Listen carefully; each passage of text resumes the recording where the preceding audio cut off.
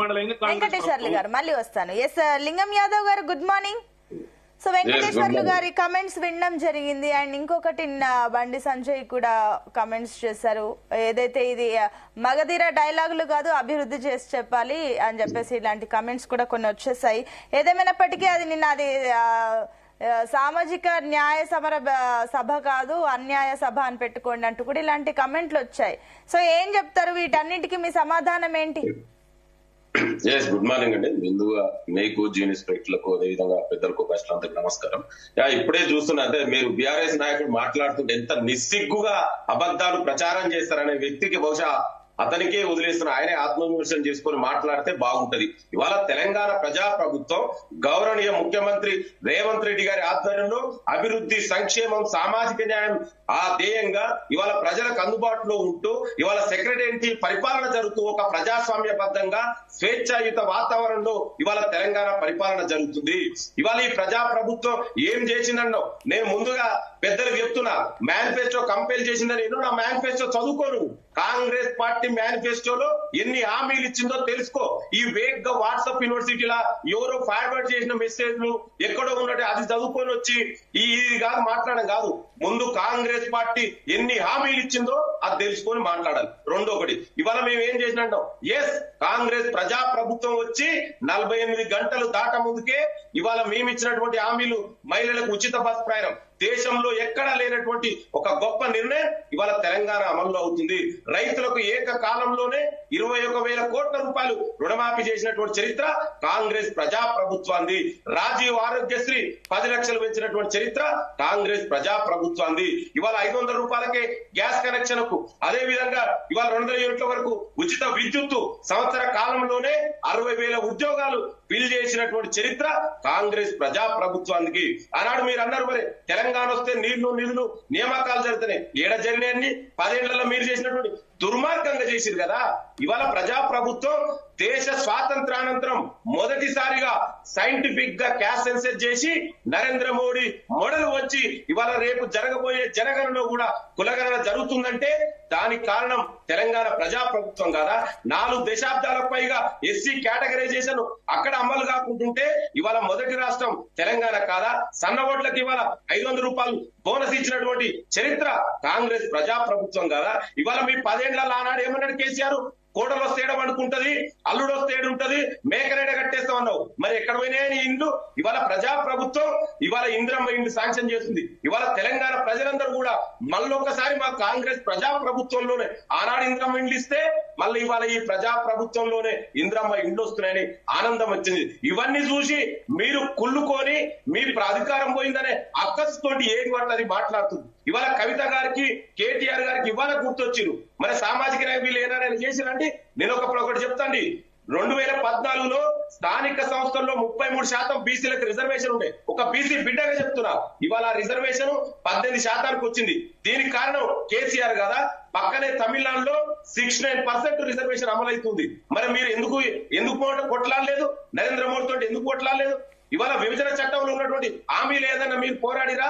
10 ఏళ్లు మీరే బీజేపీ మీరిద్దరు కలిసి తిరిగారు కదా. రైతులను అరికోసం పెట్టినటువంటి చరిత్ర కేసీఆర్ గారు. ఖమ్మంలో రైతులకు బేడీ లేచింది ఎవరండి? ఖమ్మంలో రైతులకు బేడీ లేచింది ఈ కేసీఆర్ దుర్మార్గ పాలనలో కదా. ఇక్కడ 10 ఏళ్లలో బీఆర్ఎస్ పాలనలో ఉద్యోగం రాలేదని ప్రవళిక అనే అమ్మాయి ఆత్మహత్య చేసుకుంది. మర్చిపోయిరా? ఆనాడు కేటీఆర్ ఏమన్నాడు? క్యారెక్టర్ అసహ్యం చేసినటువంటి దుర్మార్గులు గత పాలకులు. ఇవాళ మీకు ధర్నా చౌక్ గుర్తొచ్చిందా అండి? పెద్దలు చెప్పాలి. మరి ఇదే ధర్నా చౌక్ ను ఎత్తేసిన చరిత్ర ఎవరిదండి? ప్రజాస్వామ్యంలో శాంతియుతంగా ధర్నా చేసుకోవడానికి ఒక ప్లేస్ ఉంటే దాన్ని కూడా మూసేసినటువంటి చరిత్ర మీది. మీరు మాట్లాడితే ఎట్లండి? ఇవాళ సామాజిక న్యాయానికి care of address Congress party. అంటే ఒకటి లింగం యాదవ్ గారు మీరు అన్నారు కదా శాంతియుతంగా, అంటే అప్పుడు సరే వాళ్ళు ఆ టైంలో ధర్నా చౌక్లు ఎత్తేసారి ఇవన్నీ విషయాలు పక్కన పెడితే నిన్న అంతెందుకు నిరుద్యోగులు సచివాలయం ముట్టడికి ప్రయత్నిస్తే మీరు కూడా ముందస్తు అరెస్టులు చేశారు కదా. మరి దాన్ని ఏమంటారు? మీరు కూడా ధర్నాలు నిరసనలు చేయనివ్వలేదు కదా. శాంతియుతంగా ఎవరైనా నేనే మీకు డిఫరెన్స్ చేయలేకపోతే ఐ కెనాట్ డూ ఎనీథింగ్. ధర్నా చౌక్ ఎత్తేసిరండి. ధర్నా చౌకోని ధర్నా అనే చౌక్ అక్కడ ఉంటది, అక్కడ ఎవరైనా పోయి చేసుకోవచ్చు. ఇంద్రమ్మ ఇది అక్కడ ధర్నా చౌక్ లో ఎవరు ఏమనట్లేదే, శాంతియుతంగా ఎవరైనా చేసుకోవచ్చు. ఇవాళ మా ప్రజా ప్రభుత్వం ముఖ్యమంత్రి మంత్రులు అందరూ కలుసుకుంటారు. మీ సమస్యలు ఏదైనా ఉంటే నేరుగా చెప్పండి. మీ 10 ఏళ్లలో ముఖ్యమంత్రి కలిసిండా అండి? కనీసం గద్దరికే అపాయింట్మెంట్ అయినటువంటి దుర్మార్గుడు కదా. మరి అదే మీరు ఒకవేళ అపాయింట్మెంట్లు ఇస్తే మీరు నిజంగా అంటే విద్యార్థులు కానీ నిరుద్యోగులు కానివ్వండి వాళ్ళ సమస్యలు చెప్పుకోవడానికి వస్తే మీరు తీరిస్తే కనుక వాళ్ళు ముట్టడికి ప్రయత్నించారు కదా, ఎందుకు వారు స్టాండ్ తీసుకున్నారు, ఎందుకు ముట్టడికి ప్రయత్నించారు మరి? ఇదంతా కూడా బీజేపీ బీఆర్ఎస్ నాయకులు వాళ్ళ అధికారం కోల్పోయిన తర్వాత ఫ్రస్ట్రేషన్ తో వాళ్ళు చేపిస్తున్నాడు కొంతమంది జరుగుతుంది తప్ప ఇవాళ తెలంగాణ యువత అంతా కూడా ఉద్యోగాలు ఇస్తున్నటువంటిది కాంగ్రెస్ ప్రజాప్రభుత్వం అండి. నేను సూటిగా ప్రశ్నిస్తున్నా, బీఆర్ఎస్ నాయకుడు అంటూ మేము ఇచ్చినామని. మీరు కూడా సీనియర్ జర్నలిస్టు, 10 ఏళ్లలో ఒక ఉద్యోగాన్ని ఫిల్ చేయడానికి 10 ఏళ్ళు టైం పడుతుందా అండి? మరి ఇదే నోటిఫికేషన్లు ఇచ్చి ఇదే అపాయింట్మెంట్లు మీరు 10 ఏళ్ల కాలంలో ఎందుకు ఇవ్వలేదు? మీ అసమర్థత వల్ల కదా. మరి ఆనాడు మీరు ఏం చేసిరు, ఎందుకు ఇవ్వలేదు? ఇవాళ ప్రజాప్రభుత్వం ఉద్యోగాలు ఇవ్వాలి, 10 ఏళ్లుగా యువత నష్టపోయారు. నేను చెప్తున్నాండి, యూనివర్సిటీలో పోదాం, 10 ఏళ్లలో మీరు ఎంత ఎడ్యుకేషన్ 20 ఏళ్ళు తెలంగాణలో వెనక నెట్టేసినటువంటి దుర్మార్గులు కేసీఆర్. ఇవాళ అవన్నీ కూడా తెలంగాణ పునర్నిర్మాణం జరుగుతుంది. తెలంగాణ ఇవాళ దేశానికి ఒక ఆదర్శ రాష్ట్రంగా, ఒక మోడల్ రాష్ట్రంగా నిలవబోతుంది. మీకు చేతనైతే ప్రతిపక్ష నాయకుడుగా, ప్రతిపక్ష పార్టీలుగా ఈ ప్రభుత్వానికి సలహాలు సూచనలు ఇవ్వండి. అంటే ఒకటి మీ మాటల్లో ఇందాక మీరు చెప్పినట్లు, అంటే నిన్న ఏదైతే సచివాలయం ముట్టడికి వచ్చిన వాళ్ళు బీఆర్ఎస్ బీజేపీ వాళ్ళు పంపించిన వాళ్ళు కార్యకర్తలు అంటున్నారా, విద్యార్థులు నిరుద్యోగులు కాదా? అండి, నేను ఇవాళ ఉద్యోగాలు ఇస్తున్నటువంటి ప్రభుత్వం మాది. మళ్ళీ మీకు ఇవాళ ఉద్యోగాలు ఇవ్వకుంటే కదండి ధర్నా చేయవలసింది. మీరు 10 ఏళ్లలో ఉద్యోగాలు ఇవ్వలేదు. ఇవాళ ప్రజాప్రభుత్వం సంవత్సర కాలంలోనే 60,000 ఉద్యోగాలు ఇచ్చింది. ఇంకా నోటిఫికేషన్ వస్తున్నాయి. డెఫినెట్ కూడా విద్యార్థులకు నిరుద్యోగులకు ఉద్యోగాలు ఇచ్చే బాధ్యత ప్రజాప్రభుత్వంది. డెఫినెట్ కూడా ఉద్యోగాలు ఈ ప్రభుత్వంలో వస్తాయి. నేను సూటిగా ప్రశ్నిస్తున్నా, 10 ఏళ్లలో మీరు ఫిల్ చేసిన ఏంటండి? మీరు యూనివర్సిటీకి పోదాం, ఆనాడు తెలంగాణ ఉద్యమం కోసం కొట్లాడినటువంటి ఉస్మానియా కాకతీయ యూనివర్సిటీకి పోదాం. ఇవాళ విద్యా వ్యవస్థ ఎంత అస్తవ్యస్తంగా 10 ఏళ్లలో మీరు చేశారు. మీరు ఇంకోటి మంత్రుల గురించి మీ మొదటి క్యాబినెట్ లో మీ మొదటి క్యాబినెట్ లో మహిళా మంత్రి లేరు. మీరు మాట్లాడితే ఇవాళ ఒకసారి చూడండి ఎంత సామాజిక న్యాయం మా ప్రజాప్రభుత్వం పాటిస్తుందో. ముఖ్యమంత్రి రేవంత్ రెడ్డి గారికి ఉదాహరణ, 4 క్యాబినెట్ మినిస్టర్లు ఇవాళ దళితులు ఉన్నారండి, 3 బీసీలు ఉన్నారండి, ఎస్టీలు ఉన్నారు, డిప్యూటీ స్పీకర్ ఎస్సీ సామాజిక వర్గం. ఇంత మంచిగా చేస్తే ఇవాళ దేశంలో ఉన్నటువంటి ప్రజలందరూ కూడా తెలంగాణ వైపు చూస్తుంటే అది తట్టుకోలేక ఫ్రస్ట్రేషన్ లో కేసీఆర్ ఈ అల్లాడుతున్నటువంటి డ్రామా. నేను లింగం గారు మళ్ళీ ఆ పాయింట్ కంటిన్యూ చేయండి. మీ పాయింట్ కి సబ్మిషన్ ఉందంట వెంకటేశ్వర్లు గారికి. వెంకటేశ్వర్లు గారు, నేను ఏమంటున్నాంటే మేడం, అబద్దాలు ఆడడంలో కాంగ్రెస్ ని మించినటువంటి నాయకులు ఎవరు లేరు. వాస్తవాలు చెప్తున్నావు. దుర్మార్గం అంటే మొన్నటికి మొన్న అలంపూర్ లో రైతులకు బేడీ లేసింది ఎవరండి? ఈ హైడ్రా మూసి తీసుకొచ్చి బీదల కుటుంబాలను రోడ్డు మీద వేసింది ఎవరండి? మీరు డబుల్ బెడ్రూమ్లు ఇవ్వలేదా? నేను ఏమంటానంటే మీరు చెప్పారు, మీరు పాయింట్ రాసుకోండి, మీ పాయింట్స్ రాసుకోండి, సమాధానం చెప్పండి. డిబేట్ బాగుంటుంది. మీరు 94 లక్షల రేషన్ కార్డులకు మీరు 23 లక్షల మంది రేషన్ కార్డుకే గ్యాస్ ఇస్తున్నారు. మరి మిగతా వాళ్ళకి ఎప్పుడు ఇస్తున్నారు? మీరు 11,000 కోట్లు ఇప్పుడు రైతులకు ఇవ్వాలి, అది ఎప్పుడు ఇస్తున్నారు? మీరు కామారెడ్డి డిక్లరేషన్ లో 20,000 కోట్లు ఇస్తా అని చెప్పి మీ బడ్జెట్ లో 11,000 కోట్లు ఇచ్చారు, అది ఎప్పుడు ఇస్తున్నారు? 42% రిజర్వేషన్ ఎప్పుడు ఇస్తున్నారు?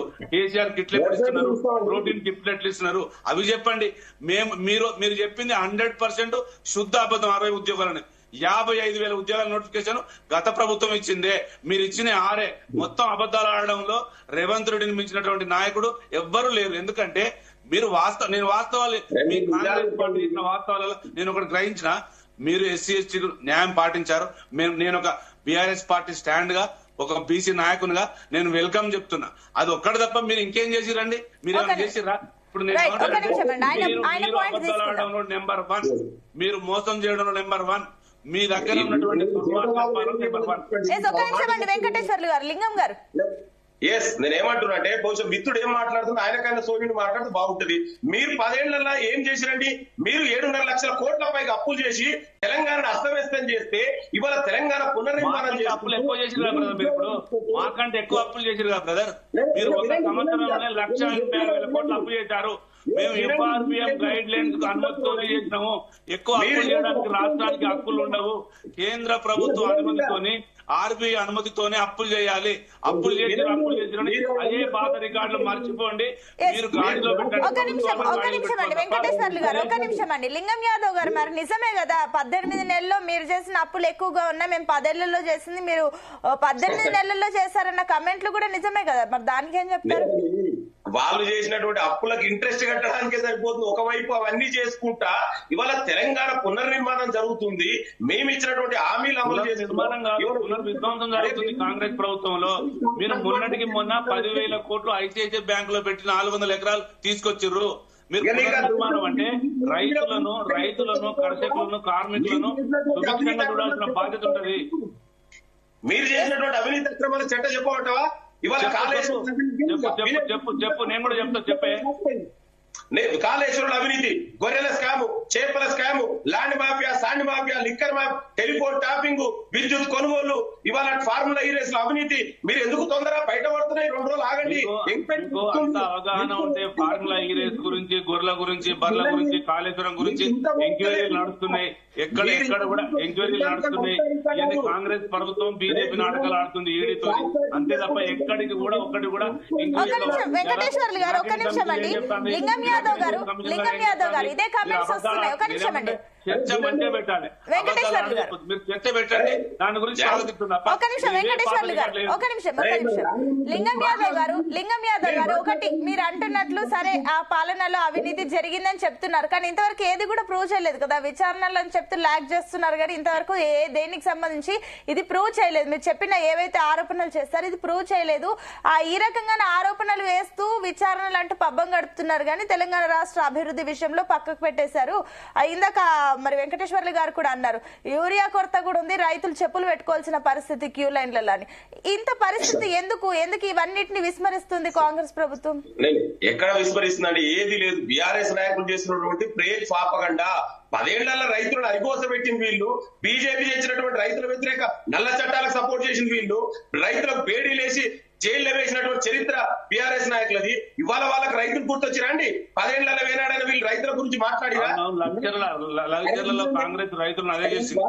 లగ్జర్లో చేసింది, అలంపూర్ లో చేసింది, ఖమ్మంలో చేసింది. అది మర్చిపోకండి మీరు. వెంకటేశ్వర్లు గారు ఒక్క నిమిషం చెప్పండి. లింగం యాదవ్ గారు మీ పాయింట్ కంక్లూడ్ చేయండి. నేను శ్రీనివాస్ గారి దగ్గరికి వెళ్ళాలి. ఇతరు మాట్లాడేటప్పుడు నేను కూడా ఇట్లా మాట్లాడతా. క్రాస్ టాకింగ్ చదువుకున్నట్టు ఒక డిబేట్ చేద్దాం. ఏంటంటే మరి నేనేం చెప్తున్నంటే ఇవాళ మీరు చేసినటువంటి దుర్మార్గాలు బయటపడుతున్నాయి. ఇంకొకటి, మీరు ఎందుకు ఇంకా ఎంక్వైరీ దశలో ఉంది, ఎందుకు అరెస్ట్ చేశారు? కాంగ్రెస్ ప్రజాప్రభుత్వం, ముఖ్యమంత్రి రేవంత్ రెడ్డి గారు ప్రజాస్వామ్యం మీద, డాక్టర్ బాబాసాహెబ్ అంబేద్కర్ రాసిన భారత రాజ్యాంగం మీద నమ్మకం ఉంది, చట్టాల మీద గౌరవం ఉంది. ఏదైనా చట్ట ప్రకారమే ఎంక్వైరీ నడుస్తుంది. మీ లెక్క అర్ధరాత్రి తలుపులు వలగొట్టి ప్రతిపక్ష నాయకుడిని అరెస్ట్ చేసినట్టు మేము చేయం. చట్టాల మీద నమ్మకం ఉంది కాబట్టి చట్ట ప్రకారం ఎంక్వైరీ నడుస్తుంది. ఎంక్వైరీ చివరి దశకు వచ్చింది. ఎంక్వైరీ అయిన తర్వాత డెఫినెట్ కూడా ఎంత పెద్ద వ్యక్తులున్నా, అది కేసీఆర్, కేటీఆర్, ఇంకా హరీష్ రావా, ఎవరు ఎక్సావయ్యా కాదు, ఎవరున్నా చట్ట ప్రకారం మేము శిక్షిస్తాం. మీ లెక్క బీజేపీ లెక్క ఈ అడ్డగోలుగా చట్టాలను వ్యతిరేకించి వైలేషన్ చేయమండి. మాకు ఆ ప్రజాస్వామ్యం మీద నమ్మకం ఉన్న వ్యక్తులు. అందుకే కదా ప్రజాస్వామ్యంలో ప్రతిపక్ష నాయకుడు ఉండాలనుకుంటున్నాం. లేకుండా చేసినటువంటి దుర్మార్గులు మీరు అసెంబ్లీకి రానటువంటి ప్రజాస్వామ్యం మీద, చట్టాల మీద నమ్మకం లేనటువంటి ఒక దుర్మార్గుడు గత పాలకులు కేసీఆర్. మీరు మాట్లాడితే ఎట్లండి?